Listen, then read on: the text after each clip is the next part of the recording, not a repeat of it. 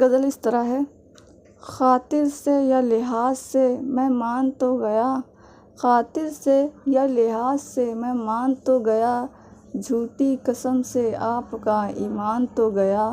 دل لے کے مفت کہتے ہیں کچھ کام کا نہیں، دل لے کے مفت کہتے ہیں کچھ کام کا نہیں، الٹی شکایتیں ہوئی احسان تو گیا۔ افسائے راز عشق میں گو ذلتیں ہوئی، افسائے راز عشق میں گو ذلتیں ہوئی، لیکن اسے جتا تو دیا جان تو گیا۔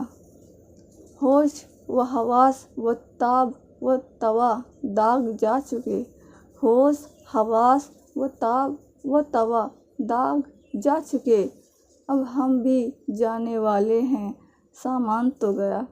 اس غزل کو نواب مرزا خان داغ نے لکھا ہے۔ نواب